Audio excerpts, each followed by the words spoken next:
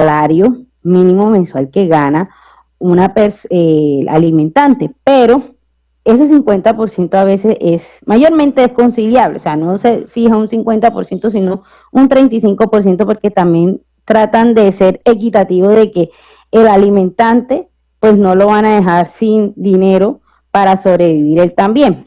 Por eso hay que mirar cuánto gana, porque a veces se fija el 50%, como a veces se fija el 35%. Entonces hay que mirar ese punto. Hay que dejar algo en claro: las necesidades de los básicas de los hijos la tienen ambos padres, ¿sí? Porque muchas veces dicen, no, el que debe alimentar es el papá, yo no voy a dar alimentos, yo no voy a aportar. El que tiene la custodia del menor también debe dar alimentos, es decir, es de parte y padre, el padre y la madre, o los padres y la madre, deben cumplir o cubrir esas cuotas alimentarias. Si ellos, digamos, en el caso de los hijos menores de edad, no tienen a los padres para cubrir la cuota alimentaria, pues se hace necesario ya acudir a los abuelos. Ya eso es el caso de que no estén los padres. Bueno, entonces, para seguir con el tema, se dice cómo se fija la cuota alimentaria. Entonces, para fijarla es necesario acudir a la conciliación como un requisito de procedibilidad. ¿Dónde se realiza esta conciliación? En un centro de conciliación. ¿Cuáles son? Pueden ser públicos, como son las comisarías, la Defensoría de Familia, la Inspección de Policía, donde residen los niños. Ya, o también en las cámaras de comercio, que también tienen, digamos, la posibilidad de llevar a cabo las conciliaciones en familia. Hay que tener en cuenta que el acto de conciliación, si se llega a conciliar, debe tener ciertos puntos claros: el monto, lo que es las condiciones, el plazo, es decir, que se va a pagar 500,000 pesos, que se debe consignar en tal cuenta entre los primeros 15 días de cada mes, ¿sí? Que él lo va a cubrir. Si van a ser en especie, lo va a cubrir, digamos, esos 500,000 pesos va a llevar un mercado mes a mes, o va a gastarlo en ropa, entre otras cosas. ¿Por qué digo que es muy importante los puntos del monto, de plazo y condición? Porque muchas veces esta acta nada más le fijan el monto, pero no tienen un plazo y condición, y queda siendo una acta incompleta, y queda muchas dudas de cómo la persona va a cumplir con ese monto. Entonces es necesario tener eso en cuenta. Que bueno, una vez, digamos, que se llegó al centro de conciliación, no conciliaron, pues esa acta de no conciliación, una vez agotado ese requisito, ya pueden acudir a la justicia ordinaria, que es un juzgado de familia, que ahí quien va a fijar la cuota va a ser el juez de familia, a través de una sentencia que va a cumplir con las mismas condiciones: el monto de la cuota o el porcentaje, el plazo, la condición, como lo va a cumplir. Hay que tener en cuenta que tanto el acta y la sentencia de conciliación no hacen tránsito a cosas juzgadas. ¿Qué quiere decir esto? Que sobre ese punto nuevamente se puede tomar otra decisión. ¿Por qué? Porque aquí viene lo que, cómo se puede aumentar o disminuir esa cuota alimentaria. ¿Por qué? Porque la capacidad de producto del que está suministrando alimento puede cambiar. Porque, ejemplo, si esa persona en estos momentos está ganando 5 millones de pesos y al mes, bueno, les empieza a suministrarle 2.500.000, que es el 50%, pero de pronto al mes lo despiden de su trabajo y empieza a ganar 1.000.000 de pesos, pues esa persona no va a cubrir ese 2.500.000. Ya necesita entonces iniciar un proceso de disminución de cuota alimentaria. Pero para eso, tanto el aumento como la disminución debe agotar el requisito de procedibilidad de la conciliación. Lo mismo pasa con el aumento. El aumento, a veces las necesidades básicas del menor no son las mismas con que iniciaron. Listo, el señor le suministraba 500,000, empezó a suministrarle 500,000 pesos cuando el niño tenía 1 año, 2 años, pero cuando ya tiene 14, 15 años o el muchacho va para la universidad, los gastos no son iguales, no solamente van a servir esos 500,000 pesos, necesita aumentar. Entonces, estas circunstancias que cambian, pues como tal, Eh, por eso es necesario pues regularla primero por conciliación y una vez que pues agotada ese requisito, si no se logra la conciliación, pues se va igualmente a un juzgado de familia. Hay que tener en cuenta que el acta y la sentencia de conciliación no hace tránsito a cosa juzgada. Perdón, no presta mérito ejecutivo. ¿Qué quiere decir eso? Que presta mérito ejecutivo. ¿Qué quiere decir eso? Que como esa sentencia y ese acta de conciliación tienen consignado un monto, un plazo, una condición, se convierte en un título valor. Y en caso de que la persona no cumpla con lo establecido en esa acta o esta sentencia, pues la persona puede iniciar un proceso ejecutivo de alimentos, ¿sí? Aquí lo que se va a buscar es embargarle el salario, si la persona recibe arriendo, se le embargue de arriendo, si la persona se va a buscar embargar un inmueble, se busca, pero la idea es que logre pagar lo que se fijó. Si la persona pues decide, pues no, yo no voy a pagar sin justa causa, teniendo con que no decide pagarlo, pues ya se iría a la parte de un delito porque es la inasistencia alimentaria. Es como tal un delito, ¿por qué? Porque aquí en Colombia se está protegiendo los derechos de los niños, niñas, adolescentes y también, en este caso, también de los adultos mayores, ¿sí? Y ¿qué debe hacer la persona? Debe, aquí en Colombia se hace mayormente, se debe interponer una denuncia ante la Fiscalía General de la Nación y esa puede ser verbal o escrita esa denuncia. Y ahí pues se inicia el proceso penal por inasistencia alimentaria. ¿Y cómo logra la persona que no está cumpliendo librarse de ese proceso penal?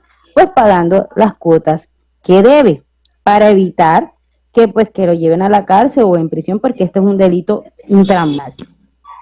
La pena que se paga es de 1 a 4 años y salarios hasta de 30 salarios mínimos mensuales vigentes, bastante alto. Por eso es necesario que la persona pues pague y, y llega pues a evitarse que se vaya a la cárcel, por así decirlo. Para finalizar, les cuento que en Colombia en estos momentos hay un proyecto de ley que ya pasó varias etapas por el Congreso, que se está creando un registro de deudores alimentarios morosos. ¿En qué consiste? Como tal la idea es obligar a la persona que no está pagando las cuotas de alimentos a que lo haga. ¿Por qué? Porque si no va a entrar como si fuera una base de datos, como lo que nosotros llamamos aquí en Colombia data crédito, ¿sí? Se va a colocar como en una lista negra por no pagar esas cuotas alimentarias. Entonces, el proyecto menciona o manifiesta que las personas que, digamos, llevan 3 o más cuotas alimentarias sin pagar, que haya sido fijada por sentencia o por acuerdo, eh, ya pueden ser consecutivas o no consecutivas. La persona, en este caso el acreedor, el que recibe los alimentos, va a ir al juez que inició el proceso ejecutivo para solicitar la inscripción de esta persona al registro de deudores alimentarios morosos. El juez le va a dar a esa persona se le va a dar traslado de ese escrito 3 días para ver si la persona o paga o contesta, y una vez hecho esto, agotado esto, sí, pues si la persona no contesta, pues ahí el juez solicita entonces e inicia la inscripción del alimentante a este registro. Tiene un término de caducidad de 4 años a partir de la fecha en que se realizó la inscripción. Digamos que esto tiene unas sanciones, no solamente que va a quedar en la lista negra, sino también que de acuerdo al proyecto de ley, la persona pues queda inhabilitada para contratar con el Estado, ser nombrado o posesionarse como empleado público. También se está mirando la posibilidad de que la persona no pueda enajenar bienes inmuebles, pero eso está hablándose.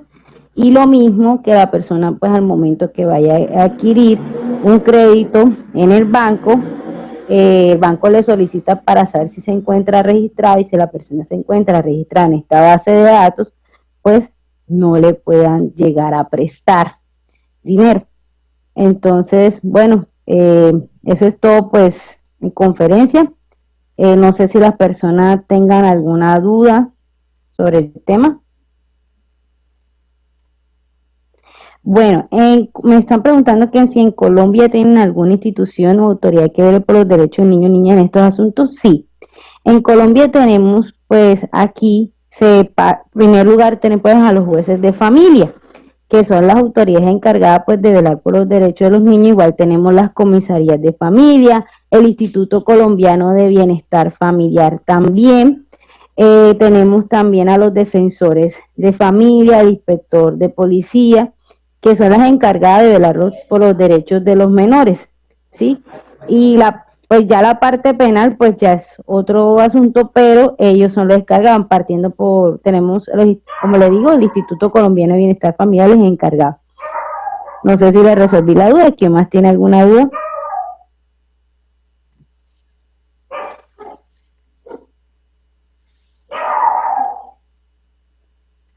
Bueno, el Instituto Colombiano de Bienestar Familiar, eh, como tal, es una entidad encargada de velar por los derechos de los niños, niñas y adolescentes. Las funciones que tiene más que todo es, digamos, ellos ahí, pues además que digo las conciliaciones, también se mira de que, por ejemplo, cuando hay un caso de abusos o está siendo maltratados, ellos intervienen cuando la persona interpone la denuncia.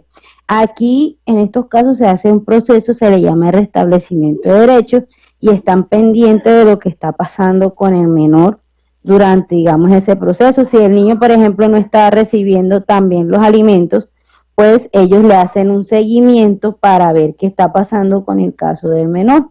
Es más, ellos tienen la posibilidad de iniciar también procesos ante un juez de familia para que la persona cumpla con la cuota alimentaria. Ellos hacen todo el seguimiento porque la idea de ellos es estar haciendo seguimiento constante para que se le cumplan o se velen por los derechos del menor.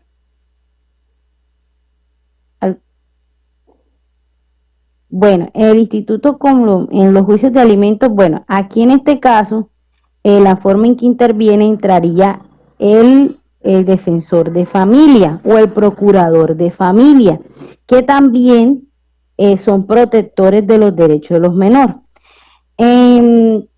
¿Cómo intervienen ellos? Pues están pendientes de que durante el juicio o durante el proceso siempre se le protejan los derechos de los menores, que de pronto la cuota alimentaria no vaya a ser tan bajita, que eso no vaya a ocurrir con los alimentos. Ellos siempre están interviniendo, más que todos los juzgados de familia siempre tienen la obligación de notificarle, sea al procurador de familia o en este caso, el defensor de familia, sobre los procesos que ellos le llegue y que haya menores de por medio, para protegerle y liberarle pues por los derechos de los menores. ¿Alguna otra pregunta?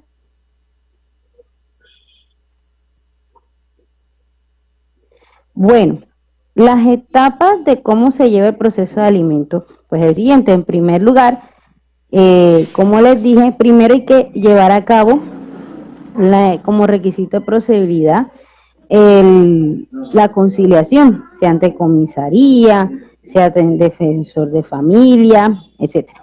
Supongamos que no se logró un acuerdo conciliatorio en este caso, entonces ahí sí se acude, ahora le explico para decir, ahí sí se acude ante el juez de familia. Una vez que entra, digamos en este caso, uno lleva el acta, la demanda. Esa demanda debe llevar el registro civil de nacimiento, la cédula del padre, si sabe si la persona dónde trabaja, cuánto gana, si tiene un certificado de dónde está.